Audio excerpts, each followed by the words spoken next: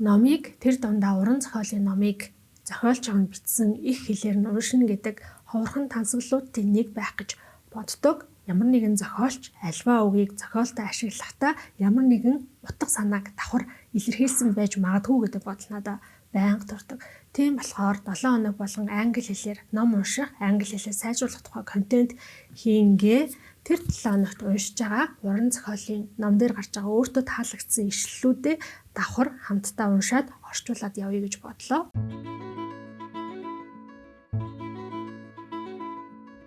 За тэгээ эхлэхээс өмнө нэг зүйлийг анхааруулъя. Миний яг энэ сонгож авсан ишлэлүүд бол энэ номон дээрх бүх утга санааг, бүх зүйлийг буюу номоо ерөөсөө төлөөлөхгүй тэр номон дээр гарч байгаа ямар нэгэн дүрийн үзэл бодол ч юм уу эсвэл ямар нэгэн хэсэгхэн цаг хугацааны үед өрнөж байгаа үйл явдлыг илэрхийлсэн өгнүүд байж болно.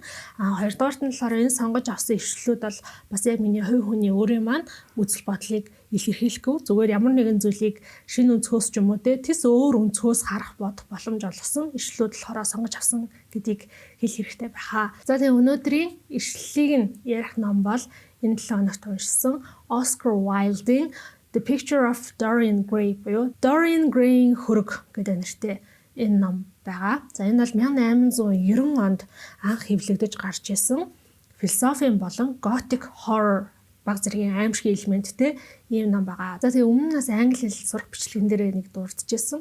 Ер нь бол аль болох орчин үеийн, сүүлийн 30-аас 50 жилийн дотор гарсан номыг уншвал зүгээрээ гэд. Яагаад тэгэхээр энэ бол Викторийн 90 үед одоо бичигдсэн ном байгаа байхгүй юу? Тэгмээ тэр үеийн англи хэл нь бидний өнөөдрийн хэлж байгаа англи хэлнээс арай жах өөр, илүү ёсорхуу, илүү албархуу гэж ойлгож болно. Дээрээс нь нэмээд энэ номон дээр гарч байгаа яг тэр нийгмийн давхарга, нийгмийн анги давхарга гэдгийн ялгаанаас болоод энэ ном бол бүр ч илүү ёсорхуу, албархуу санагдчих болно. Тийм болохоор өнөөдрийн орчин үед бидний хэрэгжилж байгаа англи хэлнээс бага зэргийн хэцүү санагдчих бас болно шүү. За гэхдээ энэ бол дээр үеийн англи хэл учраас одоо үед би энийг хэлж чадахгүй байх, ойлгож чадахгүй байх гэдэг санаа зовх зүйл огтхомж байхгүй.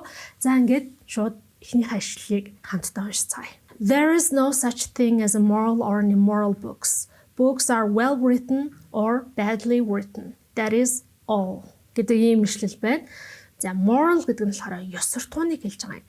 There is no such thing. No such thing гэхээр тиймэрхүү зүйл гэсэн үг тийм ээ.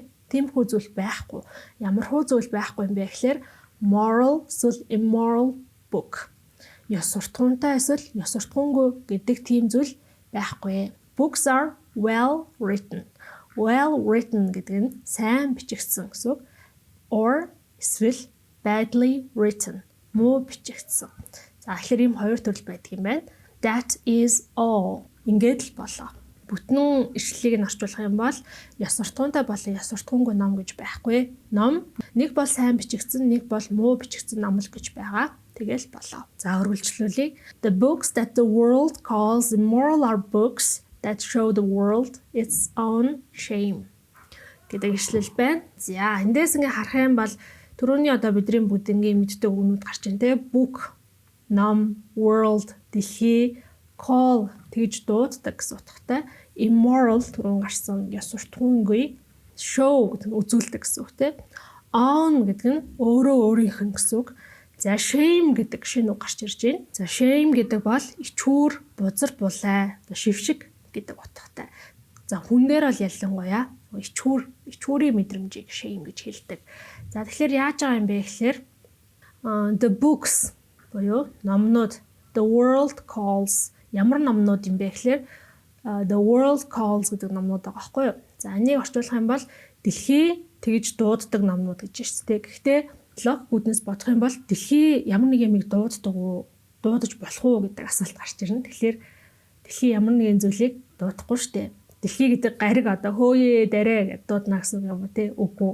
Тэгэхээр дэлхий гэдгээр цаагаараа ямар утга санаа илэрхийлж болох вэ гэдэг. Одоо өөр нэг үгийнхээ утга санааг нь бодож олж болно. Дэлхий гэдгээр хүн төрлөختөн гэдгийг бас хэлж болно. Дэлхийн одоо ард иргэд хүн төрлөختнийг хэлж байгаа шүү дээ. За тэгэхээр хүн төрлөختөн ийм номнуудыг дууддаг. За ямар номнууд юм бэ гэхээр immoral гэж байна те. За тэгэхээр хүмүүсийн immoral буюу ёс суртахуунгүй гэж дууддаг номнууд нь за одоо өгүүлбэрийн 2 тагс нь books that show the world its own shame. За яадаг номнууд юм бэ гэхээр дэлхийд харуулдаг номнууд байна. Юуг харуулдаг? Its own shame. Өөрийнх нь бузар булааг харуулдаг. Its гэдэг нь болохоор төлөөний юуг төлөөлүүлж байна гэхээр нөгөө world гэдэг чинь төлөөлүүлээд байна тий. Хүн төрлөختний өөрийнх нь бузар булааг харуулдаг номнуудыг хүн төрлөختөн immoral буюу ёс суртахуйнгүй ном гэж дууддаг гэдэг утгатай ишлэл байна. За дараагийн ишлэл. Энэ болохоор энэ намын хамгийн алдартай ишлэлүүдийн нэг юм байлээ. I don't want to be at the mercy of my emotions. I want to use them to enjoy them and to dominate them. Ер нь англи хэл монгол хэлний өгүүлбэрийн бүтцэн жоохон өөр байдаг шүү дээ, тэ. Монгол хэл нь болохоор хамгийн түрүүнд үүлийн эзэн буюу эзэн бие нороод тусагтуун нороод хамгийн сүүлд нь үйл өгөн ордог. Англи хэл нь болохоор яг адилхан хамгийн ихэнд үүлийн эзэн буюу эзэн бие нордог ч гэсэндээ араас нь үйл өгөн шууд орчдөг. Тэгээд object буюу тусагтуун нордог. Тэгэхээр монгол хэлэнд би тэрийг хийсэн гэдэг бол англи хэлэнд би хийсэн тэрийг гэж явдаг. За тэгэхээр яг орчуулгатай болохоор ингэчүүл айгу зүгээр ойлгомжтой болоод ирнэ. Хамгийн түрүүнд мэдээж айл хэл нь эзэн биеэрээ үүлийн эзнэрээ хэлж байгаа учраас тэрийг орчуулчихна тий.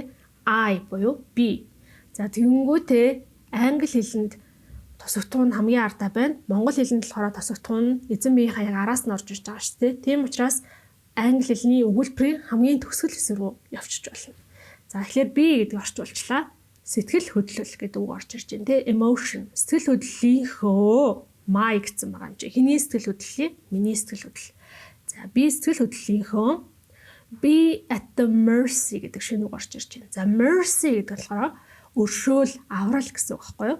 Be at the mercy гэхээр ямар нэгэн зүйлийн өршөөл, аврал буюу дам утгаараа ямар нэгэн зүйлийг эсвэл ямар нэгэн хүний аясаар байх гэдэг утгатай болж ирж байна. За тэгэхээр би сэтгэл хөдлөлийнхөө аясаар байхыг want гэвэл хүснэ те, don't want гэвэл хүсгүй байна гэсэн. Би сэтгэл хөдлөлийнхөө аясаар байхыг хүсгүй байна. За үргэлжлүүлээ. I want to use them, to enjoy them, to dominate them.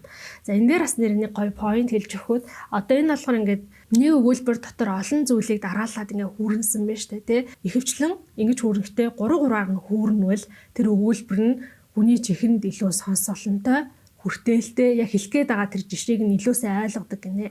Одоо энэ дээр болохоор use them, enjoy them, dominate them гэдэг 3-ыг ашигласан байна шүү дээ. Тэнгүүд одоо юу гэдэг миний дуртай өнгө бол red, green and orange гэдэг ч юм уу тий. Red and orange гэж болно. Гэхдээ ерөнхийдөө яг юм 3-аар нь ингээд илүү яг багцалж хэрэглэвэл одоо тэр нэг ритм одоо юу гэдэг тий. Тэмхүү талаасаа илүү тохиромжтой байж байгаа байхгүй. За би сэтгэл хөдлөл дэм гэдэг нь болохоор төлөөний өгнүүд байна тий. Тэд нар гэдэг утгатай. За юуг төлөөлүүлж байгаа юм бэ гэхээр өмнөх өгүүлбэрийн my emotions буюу сэтгэл хөдлөл гэдэг үгээ төлөөлүүлж байна. За би сэтгэл хөдлөлөө яахыг хүсч ямар нэгэн зүйл хийхийг хүсэж байна гэж шүү дээ. Сэтгэл хөдлөлөө ашиглахыг хүсэж байна. Сэтгэл хөдлөлөө мэдэрч таашаал авахыг хүсэж байна. За сэтгэл хөдлөлөө dominate гэж байгаа байхгүй юу? Энэ нь болохоор ноёлох, захирах гэсэн. Сэтгэл хөдлөлөө захирахыг хүсэж байна гэдэг өгүүлбэр байна. За үргэлжлүүлээд ер нь энэ ном бол айгүй юм галзуу ишлүүд айгүй их гарахаар ном байсан. Experience is merely the man gave to their mistakes. За энэ дээр шинэ хэдүү гэх юм бол 2-3 үг гарч ирж байгаа гэж бодож байна. Experience буюу туршлага гэсэн үг тийм. За энэ дээр бол амьдралын туршлага гэдэг утгаараа явж байна. Merely гэдэг үг. Merely гэдэг нь зөвхөн гагцхүү гэсэн үг юм байна. Name гэдэг бол нэр. Man гэхлээрээ за man дээр бас нэмэлт тайлбар хийвэл зүгээр байх. Man бас 2 утгаар илэрхийлж байна. За нэг нь болохоор бидний сайн мэдж байгаа эрэгтэй хүмүүстэй эр хүүснүүдийг man гэдэг. Нөгөө талдаа man гэдэг нь бол хүн төрлөختөн гэдэг утгыг давхар илэрхийлдэг юм байна. 2 утгатай үг юм байна. Гэхдээ яг сүүлийн үед бол хүн төрлөختнийг man гэж төлөөлүүлж хэлэх нь өөрөө нэг юм хүүсийн ялгарлалын асуудлыг үүсгэж байна гэж үзээд аль болох одоо man гэж ашиглахаа болоод human people гэдэг ч юм уу те. Одоо жишээ нь хүн төрлөختнийг mankind гэж хэлдэг байсан бол сүүлийн үед заавал тэрийг анхаарад humankind гэж одоо хэлдэг болно гэдэг тиймэрхүү зүйлс бас дэлхийд дахина яригдж байгаа. За gave гэдэг нь болохоор give гэдэг үгний өнгөрсөн цаг нь байна. To their гэдэг төлөөний үг те тэдний гэсэн үг. Mistakes буюу алдаа дутагдал гэсэн үг юм байна. За орчуулъя. За түрүүний харснаар эзэн бие төрүүлээ орчуулна. Тэгээ эзэн бие ер нь бол асуулт биш бол өгүүлбэрийн хамгийн ихний үг байдаг. За тэгэхээр бидний эзэн бие бол энэ өгүүлбэрт experience гэдэг үг байна. За туршлага.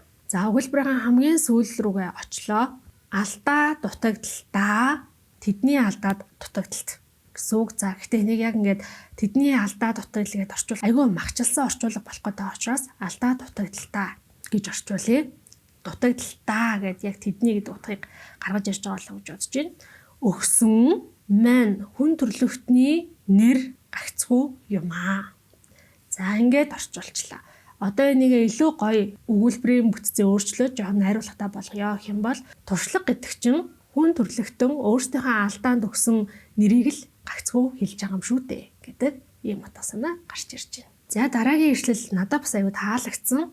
Ер нь бол яг энэ номон дээр Oscar Wilde тухайн үеийнхээ Английн нийгмийг аюу хэм шүүмжилсэн зүйл бичсэн байлээ. Тэгээ тэр шүүмжил нь яг одоо 21-р зуунд манай Монголын нийгэмс ч гэсэн тэгээ тохироод байгаа ч юм шигтэй. За зөвхөн Монголын гэлтгүй бараг дэлхийд дахин ч гэсэн тохирж болох юм шиг санагдсан. За энэ ишлэл нь болохоор nowadays people know the price of everything and the value of nothing гэж байна. За nowadays гэдэг нь болохоор орчин үед гэсэн үг тийм ээ. People know хүмүүс мэддэг. За хүмүүс юу мэддэг юм бэ гэхээр the price of everything юм бүхний үнийг мэддэг. Ба and гэдэг чинь ба гэсэн үг шүү дээ. The value of nothing юунийч үн цэнийг мэддгвэ гэсэн ийм утга санаа гарч ирж байна. Nothing гэхээр бүр оргүй хоосон юу ч үгүй гэсэн үг тийм ээ. Тэгэхээр энийг everything, nothing гэдэг хоёр үгийг эсрэгцүүлсэн байна. Бүх зүйлийн үнийг мэддэг хэрнээ юунийч үн цэнийг мэддэггүй гэж орчуулах юм байна. За дараагийн ишлэл нь болохоор the only way to get rid of temptation is to yield to it гэдэг ишлэл байна. За энэ бас алдартай ишлэлүүдийн нэг юм байна лээ. Only гэдэг чинь цор ганц, зөвхөн гэсэн утгатай тийм ээ, гагцгүй гэдэг утгатай. Ганцхан арга байгаа л гэсэн үг юм байна. Way гэдэг маань арга гэсэн үг. Way бас зам гэдэг утгаар яваад байдаг. За тэгэхээр ганцхан арга байдаг. За юуны ганцхан арга юм бэ гэхээр to get rid of temptation. За энэ дээр temptation гэдэг нь болохоор дур хүсэл. Сэтгэл өөр ирэхгүй татагдаад байгаа тэр зүйлийг хэлж байгаа. За get rid of гэдэг энэ гурвыг нь болохоор гуруулаа нийлээд алга болгох, зайлуулах гэдэг утгаар илэрхийлж байгаа байхгүй юу? За тэгэхээр temptation буюу дур хүслээ дарах, алга болгох ганцхан арга байдаг. Тэр нь юу юм бэ гэхээр to yield бууж өгөх гэсэн. Буулт хийх гэсэн үг. To yield to it. It гэдэг нь болохоор нөө temptation гэдэг үгээ төлөөлж байна. Бас төлөө нь юу? За тэгэхээр дур хүсэл, дур тачаалаа дарах цорын ганц арга бол тэр дур хүсэлтэй бууж өгөх юм аа гэж байгаа байхгүй юу? Энэ аюу сонин үзэл бодол хэлээ л дээ. Яг бодохоор за дараагийн ишлэлээ ярив. Children begin by loving their parents. As they grow older, they judge them. Sometimes they forgive them. За тэгвэл хэдүүлээ дахиад нөгөө нэг дараалалаар нь орчуулж үзье. Үйл эзэн бол children, хүүхдүүд тий. За хүүхдүүд хэнийг their parents буюу эцэг эхийг өөрсдийнхөө эцэг эхийг дараагийн өмнөх өрөөнд очлоо хайрлаж loving хайрлаж begin эхэлдэг. Буюу хамгийн ихэнд хүүхдүүд эцэг эхийг хайрладаг. Хүүхдүүдийн одоо гараа нь эцэг эхийгээ хайрлахаас эхэлдэг гэсэн утгатай. As they grow older гэдэг нь болохоор өсөж том болох гэдэг утгыг илэрхийлж байна. As гэхээр тэр цаг үед гэсэн үг байхгүй юу? Өсөж том болох цаг үедээ they judge them. За ингээ хоёр төлөөний үг ороод ирчихэж байгаа. They them гэдэг. Хоёулаа л тэд гэсэн утгатай. Тэгэнгүүт эхний төлөөний үг нь they гэдэг үг нь болохоор children буюу хүүхдийг илэрхийлээд хоёр дахь them гэдэг нь болохоор their parents буюу эцэг эхийг нь илэрхийлж байна. Тэгэхээр хүүхдүүд өсөж том болох үедээ эцэг эхийгээ judge буюу шүүдэг, шүүмжилдэг гэсэн үг юм байна. Үргэлжлүүлээд sometimes заримдаа тэд forgive гэдэг уучлах, өшөөх гэсэн үг. Эцэгийгээ уучлж өшөөдөг. Тэгэхээр энэ ишлэлийг бүтнээр нь орчуулвал хүүхдүүд хамгийн анх эцэг эхийгээ хайрладаг, өсөж том болох тусмаа эцэг эхийгээ шүүдэг, заримдаа өшөөдөг гэдэг ийм утгатай ишлэл байна. Өнөөдрийн хамгийн сүүлийн ишлэл I am tired of myself tonight. I should like to be somebody else. За ийм ишлэл байна. Би яг одоо энэ ишлэлтэй бас санал нийлж байна. Нөгөө нэг түрүүний ярьсан дараалалаараа эхлүүлье тий. Би үл эзэн tonight өнөөрөө myself хэрэг өөрөөсөө tired. За tired гэдэг маань бидний сайн мэдэх нөгөө ядрах гэдэг утга байгаа. Тэрэн дээр нэмээд залхах гэдэг утга бас гарч ирж болдог. За ер нь бол тэгэхээр нэг үгийг яг нэгэн утгатай гэж бодохгүйгээр олон юм утга санаа цаана байгаа шүү гэдгийг бас санджаах хэрэгтэй. За жишээлбэл бид нар энэ үйлбэрийн жишээн дээр уйдах залхах гэдэг үгийг мэдэхгүй байл та тийм tired гэдэг үгний тийм утгыг мэдэхгүй байж бодъё. За тэнгууд tired гэдэг нь нөгөө ядрах гэдэг утгаараа орчуулах гад үзье л та. Би өнөө шөнө өөрөөсөө ядарч байна. Юу гэх гээ та ойлгомжгүй байна тий. Гэхдээ жоохон ухаад логикоор бодоод үзэх юм бол хүн өнөө өрөө өөрөөсөө ядарна гэж байх уу? Байхгүй. Гэхдээ хүн өнөө өрөө өөрөөсөө яаж болох уу? Залхаж болно шүү дээ тий.